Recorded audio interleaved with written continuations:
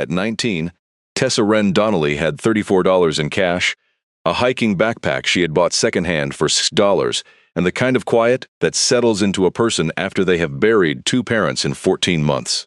The county notice on her stepfather's old farm outside Cedar Rapids gave her 8 days to vacate. The mortgage company had already changed the locks on the front door by the time she came home from her shift at the gas station. So she took the bus west, because west was where the highway pointed, and she had no reason to argue with it. 7 days later, she walked into a county property auction in a Nebraska town she had never heard of, and she raised her hand for the only building nobody else wanted, a boarded-up flour mill and bakery on the edge of a wheat field, listed at a minimum bid of $10. The roof above the loading dock had partly caved in. The front windows had been covered in plywood since 2022. The cellar door at the back had been padlocked for so long that the paint on the chain had bonded to the iron.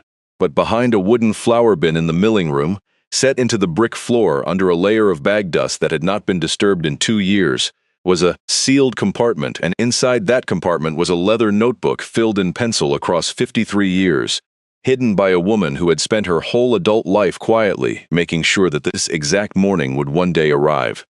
But to understand any of that, you have to start where Tessa started. She had been adopted at 15. Wendell and Margaret Donnelly had driven down from Iowa to the County Family Services office and sat across from her at a folding table, and Margaret had looked at her and said, "We are not here to fix you. We are here to make space for you. Those are two different things, and I want you to know which one we are doing." Tessa had stayed quiet for about 2 minutes. Then she had nodded, and Margaret had reached across the table and put one hand on top of hers. And that had been the beginning of 4 years that taught Tessa what a kitchen was supposed to sound like in the morning. Margaret was a baker, not a professional one, a woman who had grown up in a milling town in Nebraska and had learned, from a woman she did not talk about often, how to read a sourdough starter by the smell of the foam at the top of the jar. She baked bread 3 mornings a week in the kitchen of the farmhouse outside Cedar Rapids, and over 4 years, she taught Tessa everything she knew: how to fold a dough without tearing the gluten, how to score a loaf so the steam escapes the way you want it to, how to set an oven by touch when the gauge stopped reading right. Margaret had been 56 when the cancer diagnosis came. She had been 57 when she died on a Sunday morning in late October, with Tessa holding her hand. Wendell had lasted 14 months. The doctor called it congestive heart failure. The bank called it foreclosure. Wendell had borrowed against the house in Margaret's last 6 months to cover treatments insurance had refused. The house, the truck, the savings, all gone. Tessa had a backpack, the clothes she had worn to the funeral, Margaret's leather-bound recipe book, and $12 in tips from her last shift at the marathon station on Route 30. She spent the first 11 days on a cot in a women's shelter in downtown Cedar Rapids, where a woman named Pastor Inez ran a 14-day program for adults aging out of unstable housing. The cot was small. The dinners were thick stews ladled out of a slow cooker.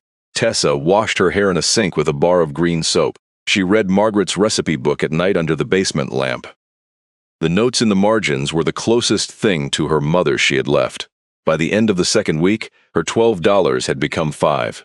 She bought a Greyhound ticket to Omaha for $22, using 30 of the 43 she had earned in 2 days at a temp warehouse job. She had $13 when she stepped off the bus in Omaha. A trucker in the diner across the street offered her a ride west the next morning. His name was Lyle. He had a salt and pepper beard and a thermos of coffee he shared without asking. He dropped her at a truck stop on Route 281 outside a town called Pinewood Hollow, because that was where his route turned south. He gave her $7 and a sleeve of saltine crackers, and told her the county courthouse had a bulletin board out front, with an auction posted that some of the boys at the co-op had been making jokes about. Pinewood Hollow, Nebraska.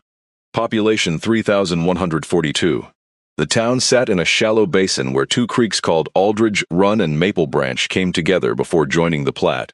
Main Street ran 6 blocks. A hardware store with a wooden sign that said Fulong and Sins, East in 1971. A diner called The Sparrow. A bank. A courthouse with stone steps worn into a soft hollow at the middle of each tread. The corkboard on the front of the courthouse was pinned with notices. A 4-H bake sale. 2-yard sales, a church potluck, and at the bottom on a yellow flyer that had been there long enough for the corners to curl, a county surplus auction, 11 properties. The 11th, listed last, read Former Aldridge Mill and Bakehouse, 218 River Road. Constructed 1951. Minimum bid $10. Tessa, read the listing 4 times. She walked to the diner and ordered a cup of coffee for 95 cents. She had $11.42 in her wallet after the coffee. She did the math on the back of a paper napkin 3 different ways. The answer never changed. It was the worst financial decision a person in her position could make. She paid for the coffee and walked the 6 blocks down River Road to look at the building. The mill stood on a wide gravel pad near the bank of Aldridge Run, set apart from the houses on either side by a stand of bare cottonwoods. Red brick walls darkened by 73 years of Nebraska weather. A peaked tin roof, rust red along the south slope. A pair of wooden double doors at the front, both sagging in their frames. Above the doors, on a hand-painted wooden sign weathered to the color of dried wheat, the words Aldridge Mill and Bakehouse. Established 1951. A smaller sign below it read, Constant Aloys Aldridge Prop Pretor. Tessa stood on the gravel and read the sign 3 times. The name meant nothing to her, but it had been painted by a careful hand, and it had been there for what looked like a very long time. She walked back to the courthouse. The auctions was the next morning. If you have made it this far into Tessa's story, hit subscribe and tell me in the comments where you are listening from. Because what happens to her over the next 4 weeks in that mill is the kind of thing I've been waiting to share with you. And I do not want you to miss it. Saturday came overcast and raw, the kind of January morning where the cold settles into the wheat stubble and turns the whole field a low silver color. The auction was held on the courthouse lawn under a portable canopy. About 60 people sat in folding chairs, while a clerk named Erlene Vosberg read property descriptions through a small microphone. A condemned farmhouse with a collapsed barn sold for $800. The grain elevator went for $2,400. The vacant lots sold for $40 or $50 apiece. The bidders all knew each other. They raised their numbered paddles with the easy gestures of people spending money they could afford to spend. Tessa sat in the back row in a borrowed coat the shelter had given her in Prasia, and she waited. The Aldridge Mill came up last. Property 11, Erlene said. Former Aldridge Mill and Bakehouse, 218 River Road. Brick and timber construction, approximately 3,800 square feet on a parcel of just under 1 acre. Operations ceased March of 2022. County assessment notes partial roof failure, sealed front windows, and significant moisture intrusion in the cellar. Minimum bid is $10. Nobody moved. A man in the 3rd row laughed quietly into his coat collar. Do I hear $10? Tessa raised her hand. 60 heads turned. A young woman in a borrowed coat in the back row, with a hiking pack at her feet and a hand up the way a student raises her hand in a classroom where she is not sure she is allowed to speak. $10 from the young lady in the back. Do I hear 15? Erlene waited. The wind moved through the cottonwoods. $10 going once, going twice. Sold. Nobody clapped. The salvage man from Grand Island folded his paddle and walked toward his truck without looking back. Tessa signed the paperwork inside the clerk's office. The deed was a single page. She paid with a $10 bill from her wallet and received a brass key on a wire ring. Erlene Vosberg, a small woman with reading glasses on a beaded chain, looked at her over the top of the glasses for a long moment. You know what you have bought, honey? No, ma'am. Erlene almost smiled. Most folks don't on the first one. The building is 6 blocks south on River Road. Cellar floor is soft in the corner by the loading dock. Watch yourself going down. She did not say anything else. But as Tessa turned to leave, Erlene reached across the counter and rested 2 fingers, very briefly, on the back of Tessa's hand. It was the gesture of a woman who had been waiting longer than she would let on to give that small touch. Tessa felt it. She did not understand what it meant. She would not understand for another 3 weeks. She walked the 6 blocks back down River Road with her hiking pack on one shoulder and the brass key in her coat pocket. She pushed open the front door of the mill. The hinges complained but held. The front room was 40 feet long and 22 feet wide, with a wooden display counter running along the south wall and a row of 3 brick ovens built into the north wall, each one with an iron door and a small sliding vent. The floor was red brick, scuffed soft by 73 years of feet moving across it. A long oak work table stood at the center of the room, its surface darkened by decades of flour and oil and the patient weight of a woman's hands. The air smelled like cold ash and old yeast and the faint sweetness of stone-ground grain.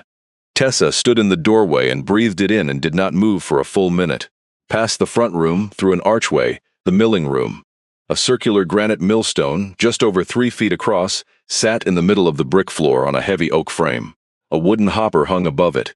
A leather drive belt ran from the stone to an electric motor mounted to the wall. A large wooden flour bin stood against the south wall, hand-built, chest-high, with a hinged lid and a small brass plate that read Fleur, fresh ground in script.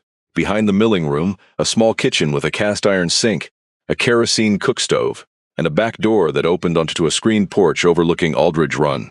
A staircase led up to a half-loft with a single bedroom and a window that faced east. Constance Aldridge had lived above her own bakehouse for 64 years. Tessa tested the faucets.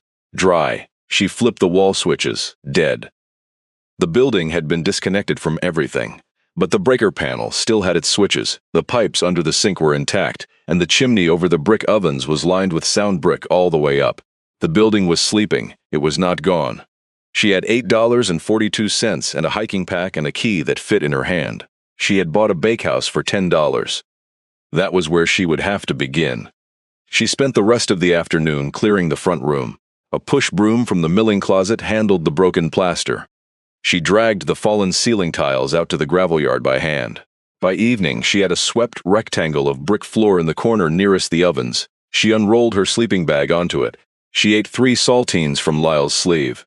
Then she sat against the brick wall, with her back to the still warm stone of the oven, even though no fire had burned in it in 2 years, and looked around the room she now owned. The walls were straight, the roof beams above her held. The ovens, even cold, gave the room a patient solidity the shelter cot in Cedar Rapids had never given her.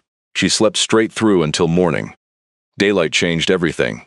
Pale yellow sun came through the east windows of the loft and fell across the brick floor in long, slanted bars. In the kitchen, Tessa found a leather-bound recipe book on a shelf above the sink. Its pages were soft with use, the corners dog-eared, the handwriting careful pencil script. Recipes for honey rye loaves, for dinner rolls, for seeded sourdough, for a particular country loaf called Aldridge Harvest Bread that the book noted had been served at every harvest festival in Pinewood Hollow from 1956 until 2021. At the back, on the inside cover, written in ink instead of pencil, was a single line. Whoever you are, the starter on the shelf is still alive. Add warm water and stone-ground flour. Be patient. August 2021. Tessa sat down on the brick floor with the recipe book in her lap. CEA Constance Eloise Aldridge, a woman who had known, in August of 2021, that whoever opened her bakehouse next would need to be told the starter would still wake up. Behind the display counter, mounted to the wall, she found a small wooden shelf with a row of mason jars. Inside the jars, dried sourdough starter labeled in the same careful pencil. 1968 rye, 1979 white, 1991 spelt, 2004, 4 jars, each one representing a year someone had cared enough to write down. Tessa stood up slowly. She set the recipe book on the work table. She left the front door open behind her and walked into Pinewood Hollow. Across the main street from the mill stood Furlong and Sons Hardware. A bell rang above the door when Tessa pushed it open. The man behind the counter was 61, broad through the shoulders, with a silver beard cut close and wire-rimmed glasses pushed up onto his forehead. "Help you? I need a pry bar," Tessa said, "and a hammer, and some kind of light that does not need electric." He studied her. Tessa had been studied her whole life. She stood still and let it happen. "What are you working on?" "The bakehouse on River Road." His expression shifted. He set down the wrench he had been polishing. "You are the one who bid on it, yes, sir?" "What did you pay?" $10. He nodded slowly. "Carter Furlong. I knew Constance Aldridge for 39 years. Come on back." A pry bar, a claw hammer, a battery lantern, and a roll of electrical tape went into a paper sack on the counter. Tessa opened her wallet. "I have $8.42. She did not see the point in pretending. Carter looked at her, then at the brick mill across the street, then at the sack on the counter. "Take the tools. Bring them back when you are done. We will settle later. I will pay you. I know you will. That is not the point." He pulled a small paper bag from a refrigerator behind the counter. Inside were a thick turkey sandwich on rye, a bottle of water, and an apple. "My wife packs me too much lunch." Tessa had not eaten in almost 24 hours. "Thank you, Mr. Furlong. Carter. And do not thank me, just bring back the pry bar." Tessa carried the tools and the lunch bag across the street. She sat on the front step of her bakehouse and ate the sandwich slowly. She tried to remember the last time someone had handed her food without paperwork attached to it. The last time, she realized, had been Margaret Donnelly 6 weeks before the cancer took her, On a Tuesday morning in October, brown bread with butter and a small dish of honey, the kitchen radio playing a station that had played the same Patsy Cline records since 1973. Tessa wiped her eyes with the back of her wrist. Then she went to work. The first week was just clearing. She hauled out fallen plaster and cracked ceiling tiles and broken window glass. She swept the brick floors 3 separate times. She washed the long oak work table with a bucket of well water from the hand pump on the back porch, which she discovered worked perfectly after she primed it with a quart of water from the diner. She found the cellar door at the back of the kitchen, padlocked shut, and decided to leave it alone until she could find the key. Carter Furlong came over each evening for 15 minutes. He did not tell her what to do. He just looked, nodded, made 1 or 2 small suggestions, and walked back across the street. On the 4th evening, he brought a kerosene heater. On the 6th, a 2-burner camp stove and a tin of black coffee. On the 8th evening, he brought his wife Adeline, a slight woman in her late 50s with hair pinned back in a tortoiseshell comb. Adeline stood in the front room with both hands pressed against her mouth and looked at the 3 brick ovens for a full minute before she could speak. "Oh, Constance," she said very quietly, to no one in particular. Then she turned to Tessa. "Honey, there are things in this building you need to know about, but not tonight. You eat, you sleep, we will come back." If you have followed Tessa's story this far, take a second to subscribe, because what Adeline came back to tell her 3 days later is the part I have been waiting to share. It took Tessa 5 more days to find the compartment under the milling room floor. She had been cleaning the granite stone, lifting decades of caked flour out of the seams with a stiff brush, when she noticed that the bricks immediately under the wooden flour bin against the south wall were a slightly different color than the rest of the floor. Darker, more worn at the edges, the mortar a half shade lighter. She slid the flour bin away from the wall by walking it across the brick on its 4 feet. Underneath where it had stood, she found a section of brick 18 inches square that did not match. She pressed her palm flat to one of those bricks. It moved. Half an inch. But it moved. She got the pry bar and slid the flat end under the brick and lifted. The brick came up clean. The brick next to it lifted out by hand. Within 10 minutes, she had cleared a small square of floor, and beneath that square, set into the joists, was a wooden compartment lined with old oilcloth.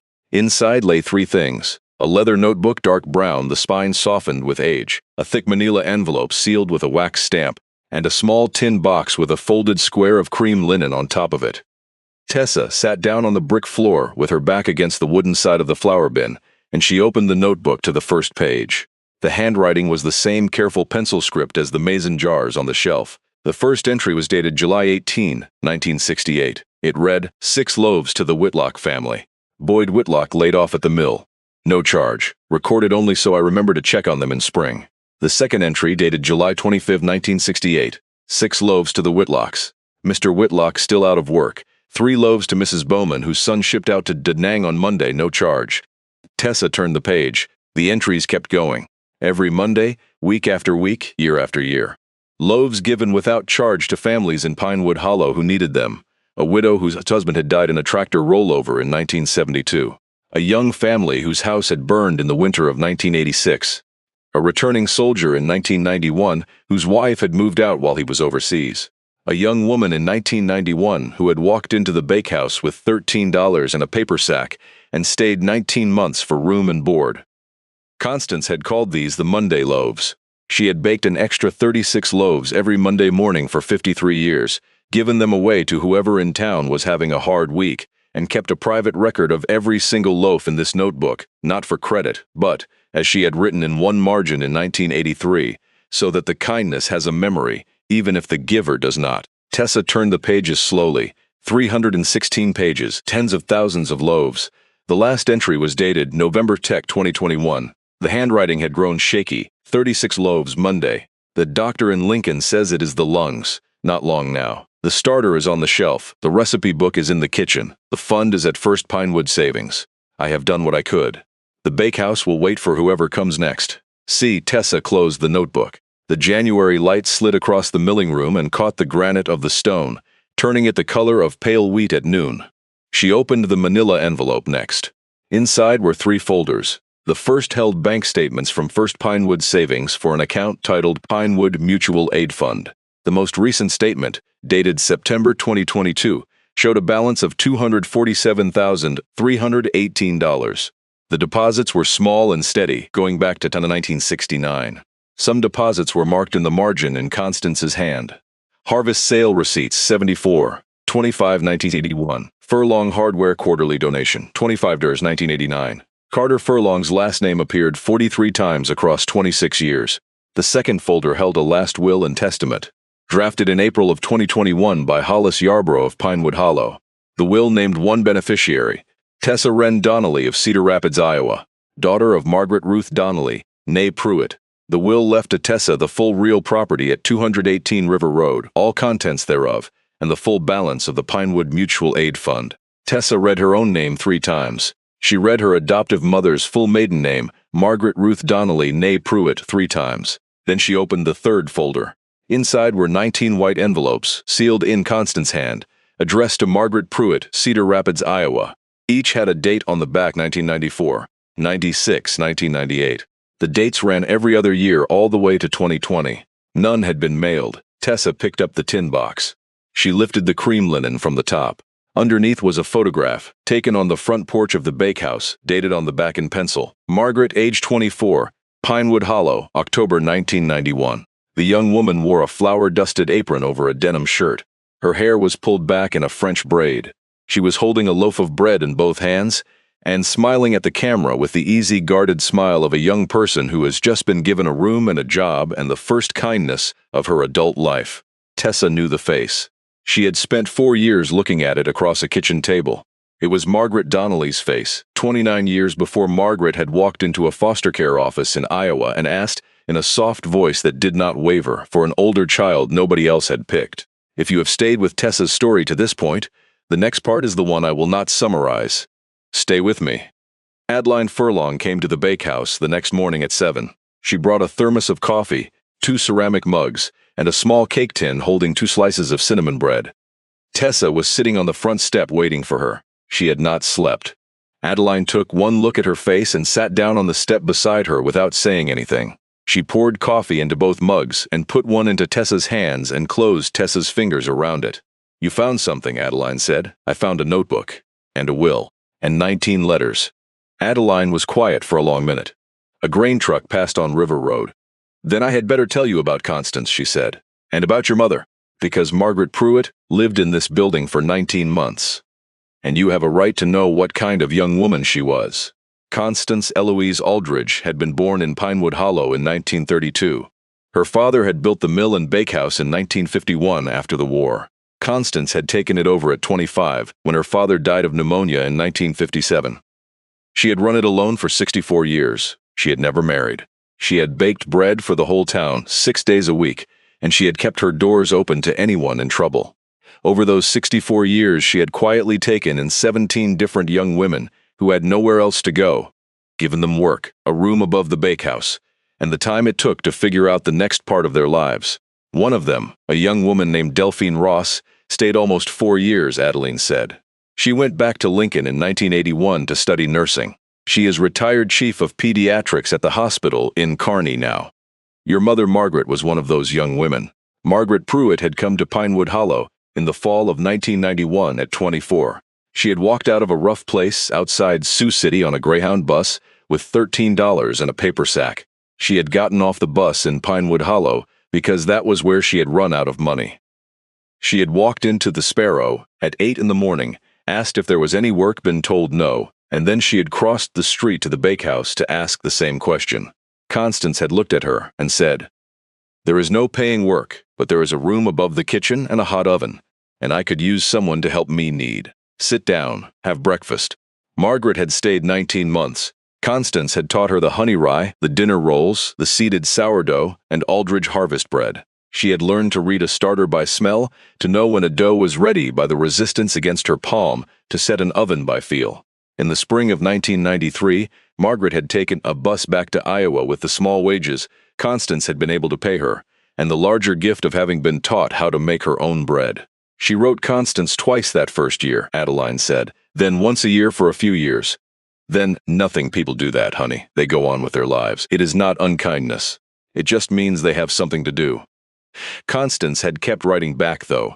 She had written Margaret 19 times across 27 years. The Whitlock's youngest going to college in 1996. The old postmaster's funeral in 2003. The Harvest Festival moving fields in 2010.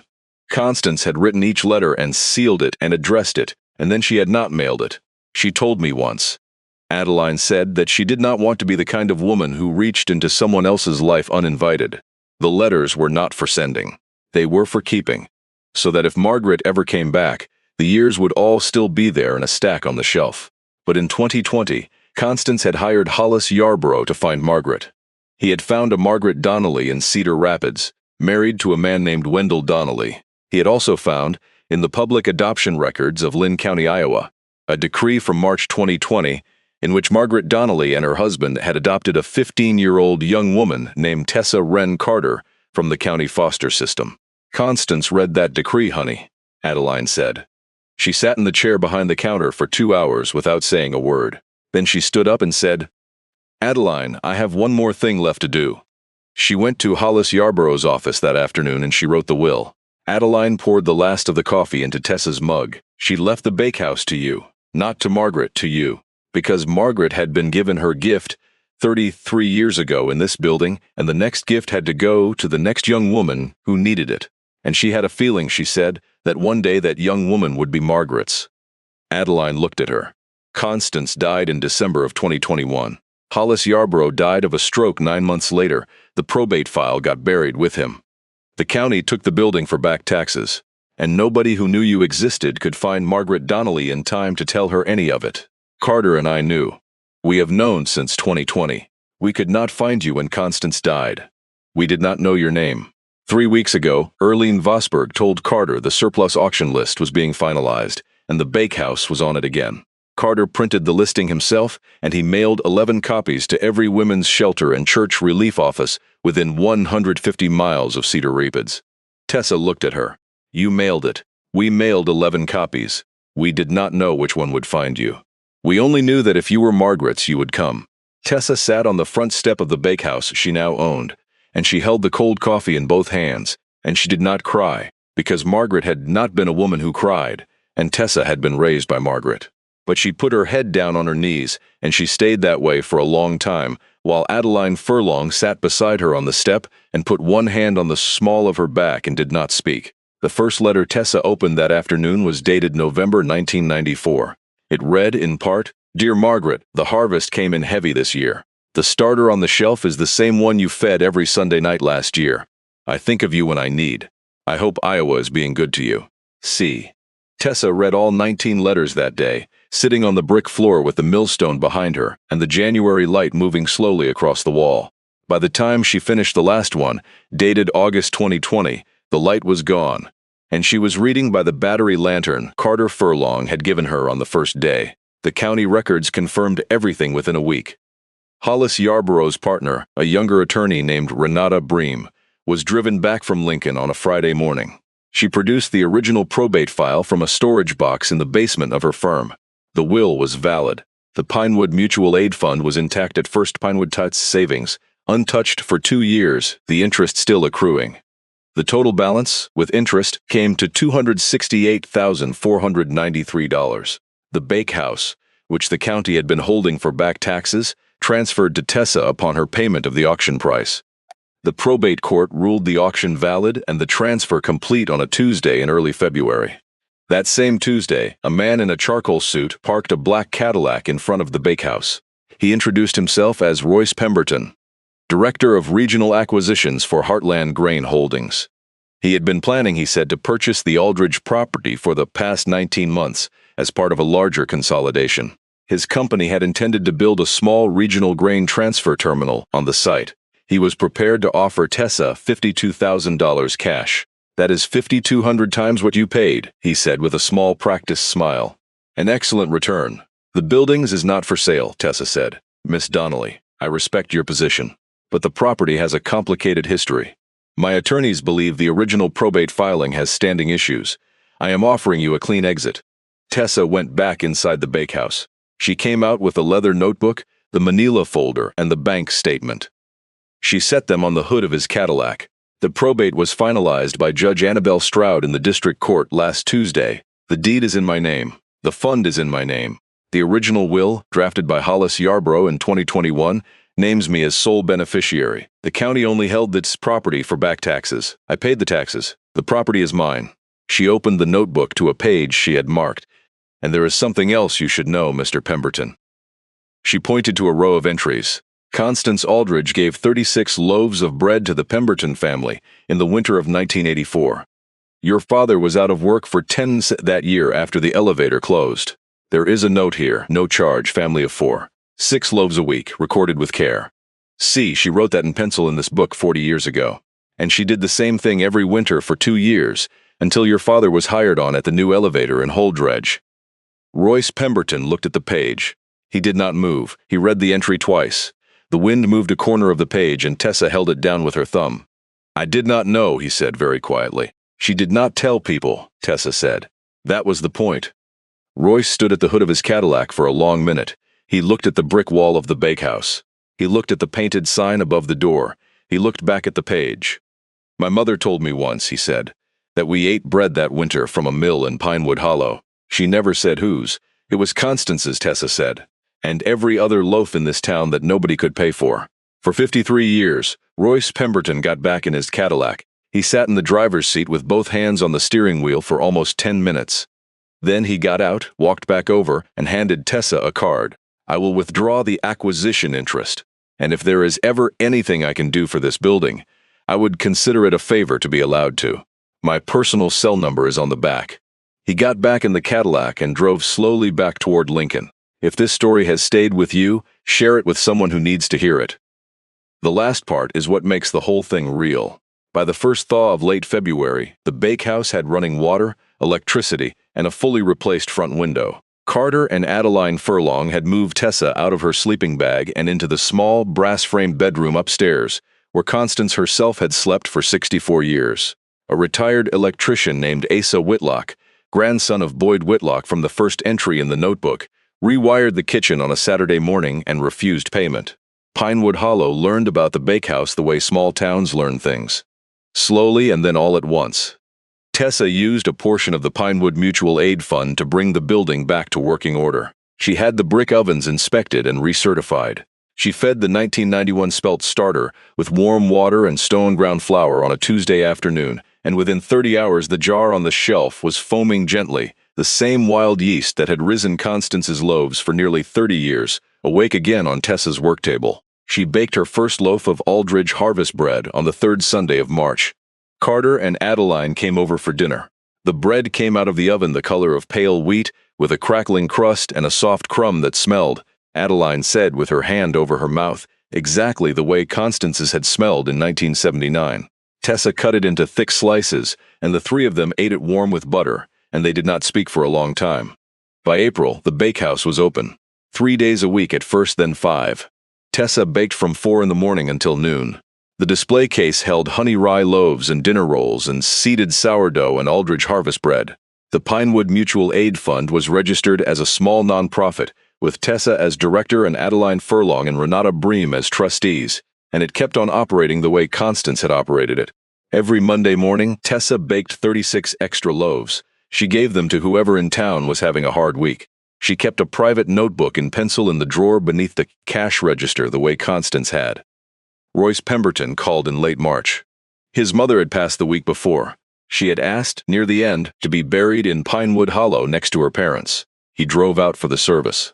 He stopped at the bakehouse afterward and stood in the front room with his hands in his coat pockets and looked at the ovens for a long time without speaking. Before he left, he placed a sealed envelope on the work table.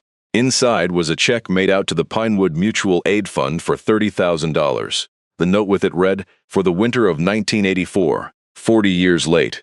RP." In May, Tessa commissioned a small brass plaque from a shop in Grand Island and mounted it beside the front door of the bakehouse.